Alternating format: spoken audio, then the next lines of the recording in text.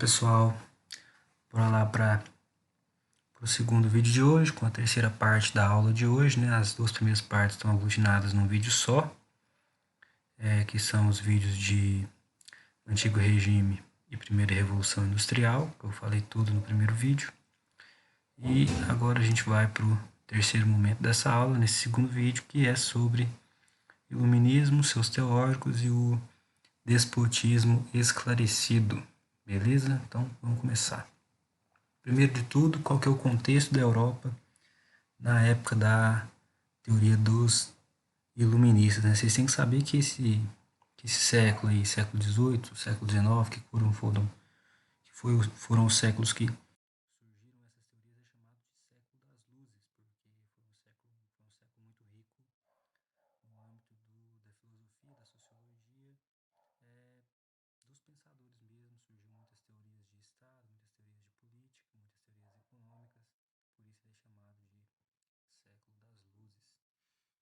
Primeira coisa, vocês têm que saber que os estados centralizados estavam no seu auge, no século XVIII, e, ao mesmo tempo que eles estavam no auge, existia o ponto máximo de suas contradições, ou seja, ao mesmo tempo que eles buscavam expandir o mercado consumidor, mercado manufatureiro, ao mesmo tempo eles meio que reprimiam a burguesia em prol dos privilégios da nobreza, com exceção da Inglaterra, que eu já expliquei na aula de Primeira Revolução Industrial e Antigo Regime sobre monarquia inglesa, certo? Aí, a partir do final desse século XVIII, a burguesia ela foi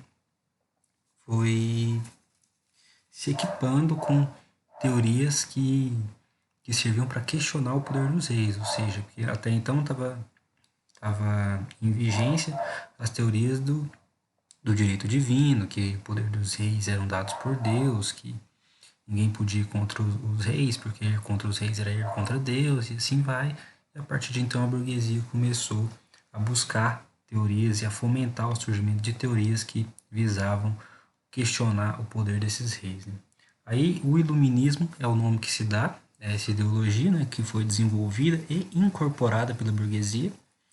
Ela foi base dos movimentos revolucionários, refletiu aqui na América, principalmente na independência dos Estados Unidos, e a Europa na Revolução Francesa é o principal expoente desses ideais iluministas. Vale lembrar que ela não é de uso exclusivo da burguesia, e que, até porque a maioria dos pensadores iluministas, eles são nobres, né? Mas não concordam com as atitudes dos nobres da época. Então, a maioria são nobres, a maioria dos incorporados são burgueses, mas não há uma relação aí de exclusividade, certo? Esse é o contexto mais ou menos. Quais são os principais teóricos iluministas? O primeiro deles é o John Locke. Ele é considerado um precursor do movimento. Foi ele que lançou as bases da política iluminista, né? Foi ele que começou a fomentar o surgimento de novas teorias, ele que começou a fomentar a base da política iluminista. Ele é autor do livro Segundo Tratado sobre o Governo Civil, no qual ele defende a ideia de que os homens são portadores de direitos naturais, como a vida, a liberdade e a propriedade, ou seja, esses três direitos eles já nascem com os homens, eles são inatos ao homem, eles são naturais ao homem. E para garantir que todos os indivíduos que já nascem com esses direitos tivessem a chance de usufruir desses direitos, os homens criam os governos como forma de manter, como forma de ter a certeza de que todos irão usufruir desses três direitos, que é a vida, a liberdade e a propriedade. Esses governos ele é por consentimento da maioria, né? Aí, por consentimento da maioria da população, o governante ele recebe a autoridade e o dever de garantir os direitos das pessoas, né? Esse seria o contrato que Locke acreditava, ou seja, a população se reúne, aí a maioria decide por um governante, e esse governante recebe da maioria a autoridade e dever de garantir os direitos das pessoas. Quais são esses direitos? A vida, a liberdade e a propriedade. Esse é o contrato entre o governante e os governados que John Locke defendia. Ele também defendia que se o governo rompesse um desses contratos, ou utilizando os poderes delegados, ou seja, a sociedade delega certo poder para o governante. E a partir do momento que o governante, usando esse poder que a sociedade deu para ele, rompe algum contrato, os governados têm o direito de destituí-lo do poder, ou seja, têm o direito de ir lá e tirar ele do poder. E dessa forma surgiu o primeiro princípio lá revolucionário que traz na teoria de John Locke, ou seja, foi que começou o gatilho ali que as pessoas começaram a perceber que o poder que elas deram para o governante estavam sendo usadas contra elas mesmas. A partir desse momento, a sociedade passou a enxergar de uma nova forma e querer destituir do poder certos governantes, né? Ele rejeitava o absolutismo, né? E refutava as teorias do Hobbes, lá, do homem ao lobo do homem, e do Bossuet, que é a teoria do direito divino, né? Que é o direito divino de Deus e tal.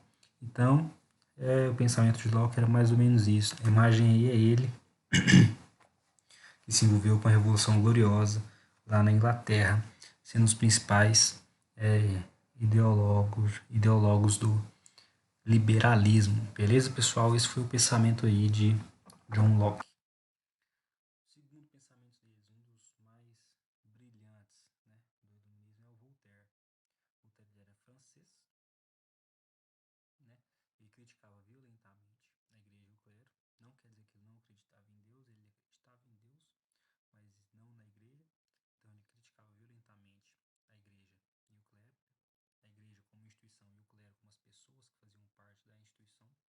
Ele é autor das Cartas Inglesas, e no qual ele não criticava apenas a igreja, mas também os requisitos da servidão feudal, ou seja, aquela relação senhor feudal e servo, de como os camponeses eram tratados, sem um pagamento salarial, que o pagamento dos servos eram só de viver na terra e tudo mais. Ele criticava tudo isso e acreditava que a livre expressão era um dos direitos naturais do homem e condenou firmemente a censura, ou seja, ele foi o primeiro pensador a condenar de forma explícita a censura e a defender a liberdade de expressão. E tá uma frase que ele falou, uma frase muito famosa, inclusive, né, que ele fala assim: posso não concordar com a única palavra do que dizeis, mas defenderei até a morte de dizê-lo. Ou seja, não concordo com sua opinião, mas você tem todo o direito de falar ela, de expressar sua opinião.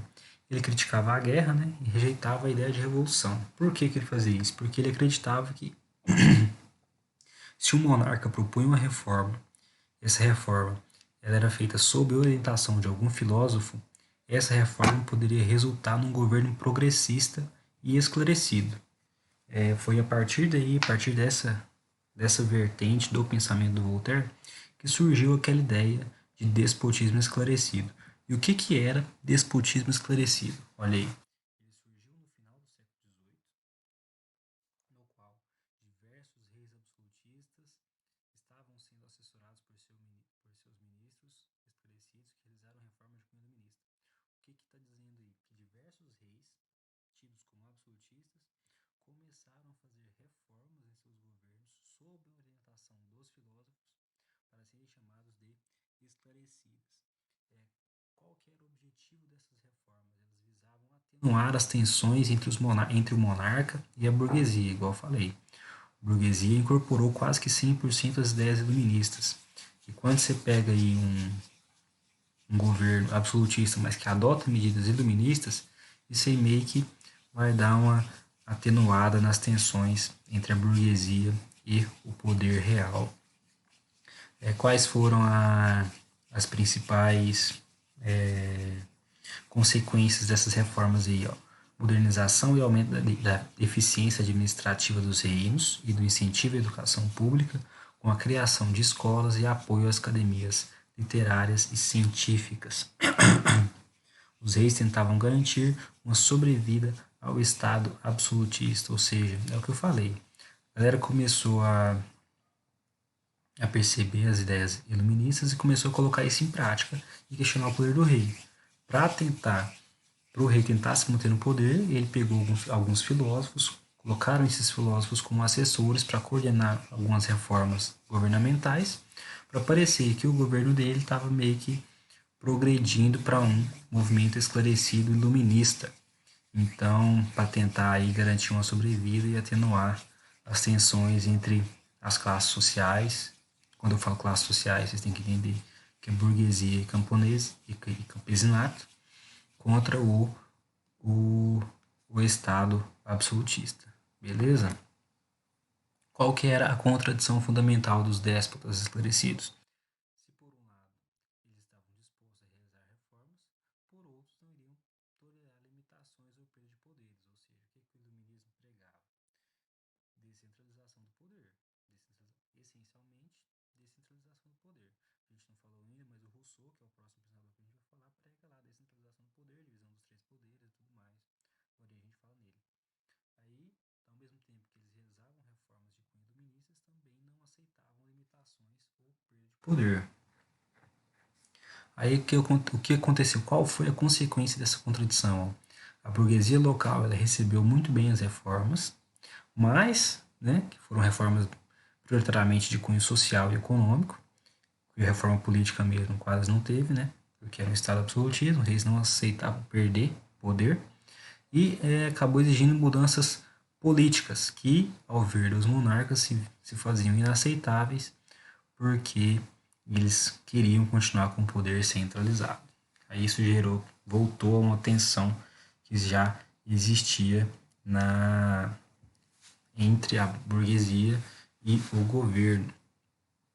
Aí eu coloquei os exemplos dos principais déspotas esclarecidos da Europa. Vou ler para vocês aqui: é o rei da Áustria, José II,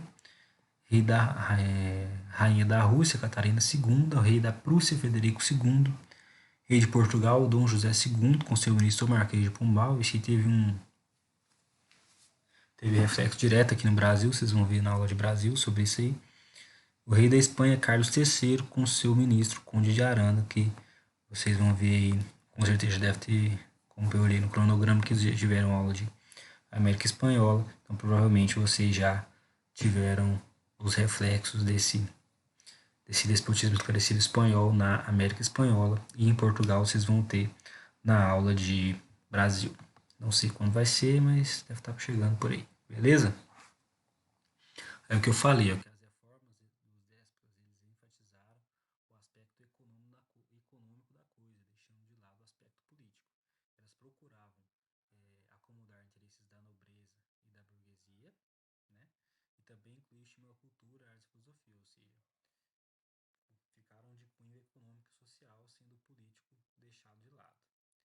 Aí a monarquia inglesa já havia submetido a autoridade de um parlamento burguês desde 1638, a Revolução Gloriosa, a gente já explicou isso lá na primeira parte dessa aula. Os reis franceses, entretanto, permaneceram irredutíveis e não cederam às reformas. Também expliquei a diferença da monarquia inglesa para a monarquia francesa lá na primeira aula. Tanto que a monarquia inglesa chegou à Revolução Industrial bem antes da monarquia francesa, justamente por isso, porque a nobreza inglesa já estava meio que se convertendo a uma burguesia, enquanto a nobreza francesa permanecia irredutível ali com seus privilégios, não cedendo às reformas. Né? No final do século XVIII, assistiu-se um rompimento de uma ordem existente pela eclosão de uma revolução burguesa a partir de 1789, que é a data da Revolução Francesa, tema da nossa aula daqui 2 semanas, que eu vou deixar para explicar quando eu estiver falando de Revolução Francesa. Beleza, moçada? Agora vamos voltar aqui para os teóricos. Agora a gente vai falar de Montesquieu. Claro, eu falei errado, não foi Rousseau que dividiu os três poderes, foi Montesquieu. Desculpa, falei errado. Ele é o autor de Espírito das Leis, né? Ele propõe a divisão dos poderes em três instâncias: executivo, legislativo e judiciário, deixando o poder real, o poder do rei, apenas como executivo. Ou seja, o governante seria só um executor da vontade da sociedade, conforme as leis eram redigidas pelo legislativo e o judiciário cabia em julgar essas leis ou não. isso, de certa forma, limita o poder absolutista dos reis, porque eles não têm mais o poder de criar nem julgar, e somente de executar, certo? Montesquieu também pregava a necessidade de um conjunto de leis, ou seja, uma carta de conjunto de leis, que mais tarde ficou conhecido como Constituição. Isso todo país tem. E no seu segundo livro, aí, em Cartas Persas, ele denunciou os abusos do poder autoritário, dos excessos cometidos pelo reinado de Luís XIV, que é o que eu falei lá, que é o maior expoente do absolutismo conhecido, não só da França, mas da Europa. Aquele que falou que ele é o rei sol, aquele que falou que o Estado era eu, o Estado sou eu. Então, esse livro aí do Montesquieu denunciou os abusos de poder de poder autoritário do reinado de Luís XIV. Ok? Esse é o Rousseau, que eu falei. Ele é dos principais pensadores, um dos mais conhecidos. Um dos mais conhecidos da, dos pensadores teóricos iluministas. Ele fez o Contrato Social, uma obra muito famosa, que manifestou sua crença na liberdade dos homens, ou seja, ele pregava que por meio desse contrato social que os homens nasciam todos iguais. E por meio da sua livre vontade, criavam leis e organizavam a sociedade, ou seja, os homens nascem iguais, mas se organizam em sociedade, seja por definir governantes, seja por criar leis e assim vai. Ele era um grande defensor da democracia, mas vale lembrar que essa democracia ela não é como a gente vê hoje, né? Ela é indissociável de eleições de voto universal, mas como expressão da vontade geral da população de uma nação. Ou seja, a democracia que ele defendia estava mais atrelada à vontade da população do que eleições e voto propriamente dito, certo? Ele criticou o racionalismo, porque, segundo ele, o racionalismo reprimia os indivíduos, e ele defendia que o conhecimento e a felicidade do homem dependia de grande parte de cultivar e expressar os sentimentos. O que eu quis dizer com isso? O racionalismo reprime os indivíduos e não ensina nada. Para o homem conhecer alguma coisa, ele tem que cultivar e expressar seus sentimentos. Só assim ele vai chegar no conhecimento e numa felicidade verdadeira. Esse é o pensamento de Jean-Jacques Rousseau, certo? As ideias elas foram rejeitadas pela burguesia, pela alta burguesia, né? Que porque criticava o racionalismo, o elitismo governamental e a opulência, e tiveram aceitação nos setores médios e mais populares, onde provocavam um grande impacto na posterior Revolução Francesa e em seus momentos mais radicais, ou seja, a alta burguesia não aceitou muito bem e a baixa burguesia aceitou de forma bem explícita, que se deu lá na Revolução Francesa. Aí tá uma fotinha dele, uma pintura dele, né, que defendia lá a liberdade essencial do homem natural, que o homem mesmo que criava suas leis por livre e espontânea vontade, e por aí vai. Esse é o pensamento do Jean-Jacques Rousseau. Esses aí foram os caras que escreveram a primeira enciclopédia do mundo. Diderot e D'Alembert, né? Eles foram responsáveis pela compilação da enciclopédia. O que era essa enciclopédia? É uma obra que foi dividida em 35 volumes, né? E ela constituiu uma tentativa de reunir todo o conhecimento acumulado até então, conforme entendido pelos iluministas, ou seja, tentaram pegar todo o conhecimento produzido e colocar num livro só. Dividir isso só em 35 volumes, né? Ela, ela aborda valores como a substituição da fé pelo racionalismo, o estímulo à ciência, o deísmo. O que é esse deísmo? E a crença em Deus com a força impulsionadora do universo, nada a ver com a igreja. A ideia de contrato entre governantes e governados, que foi o que o Locke falou, depois o que o Rousseau falou, depois o que o Montesquieu falou. Essa enciclopédia ela foi fundamental como como instrumento divulgador das ideias liberais para a política e para a economia, certo? Mas só isso que esses caras fizeram. E sobre a economia iluminista, como é que era? tinham basicamente duas correntes, a fisiocracia e o liberalismo. Como é que era a fisiocracia? Esses princípios da fisiocracia tiveram em voga até o final do século XVIII, né? E despontou como crítica as concepções mercantilistas dominantes, ou seja, sem aquele negócio de metalismo, acúmulo de metais, né? Ele rejeitava o metalismo e considerava a terra como acúmulo de metais preciosos. Em qual época outra época da história que a terra foi considerada riqueza, como fonte de riqueza? Feudalismo. Lá no feudalismo. Então eles voltaram um pouquinho no feudalismo, rejeitavam um pouquinho o metalismo e considerava a terra como fonte de riqueza, considerava a terra para medir o quão rico era uma pessoa, né? E o comércio se tornou apenas uma atividade manufatureira que fazia por meio de transformar ou fazer riqueza e tal, circular riqueza. Mas você tem que ter em mente que na fisiocracia, quem era rico era quem tinha terra, não quem tinha metal precioso, né? Quais foram os seus principais nomes? Foram Quesnay, Gurnay e Turgot. Não sei se eu falei certo esses nomes. Esses caras não são muito conhecidos, mas essa frase aí, ó, deixem fazer, deixem passar, o mundo vai por si mesmo, foi o Gournot que falou isso aí. Então, fisiocracia é basicamente isso. Certo, pessoal? E sobre o liberalismo, que ele passou a ser aceito como a verdade econômica. Vocês têm que saber que quem idealizou ele foi o Adam Smith, né, que ele é considerado o pai da economia como ciência. Né? Ele sistematizou a análise econômica, elaborando e demonstrando as leis do mercado. Né? Ele considerava o controle estatal, condenava o controle estatal e afirmava que o trabalho era a única fonte de riqueza, não o comércio. Então, ele condenava que o governo intrometesse na economia e considerava que a principal fonte de riqueza de um ser humano era o trabalho e não os metais que ele possuía. Os estados enriqueceriam se aumentasse a produtividade do trabalho, o que seria possível pelo racionalismo. O que ele quis dizer com isso?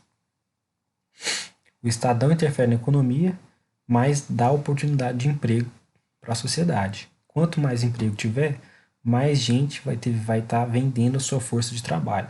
Quanto mais gente vender sua força de trabalho, você vai ter mais produto, você vai ter uma produção maior de produto. Quanto uma produção maior de produto, mais você vai vender. Quanto mais você vender, mais você vai receber, mais o Estado vai enriquecer. Certo? A concorrência, divisão do trabalho, o livre comércio permitiriam que atingisse o equilíbrio social, ou seja, a concorrência, divisão do trabalho e o livre comércio agiriam como a mão invisível do mercado para que o equilíbrio social seja atingido e o governo não precisasse interferir nessas questões. Né? Suas ideias caracterizavam o liberalismo econômico e que foi a cartilha do capitalismo liberal. Então, o liberalismo é isso aí. De iluminismo, é basicamente isso, pessoal, uma aulinha bem rapidinha mesmo, pra vocês terem só uma noçãozinha, porque a gente vai precisar dessas ideias aí lá na independência dos Estados Unidos e na Revolução Francesa. É isso, pessoal, essa aula é bem rapidinha mesmo, nem sei quanto tempo deu, acho que deu uns 20 e poucos minutos. Qualquer dúvida, vocês podem falar comigo, eu falei um pouquinho rápido também, porque a outra aula já deu 1 hora, para não ficar tão cansativo para vocês.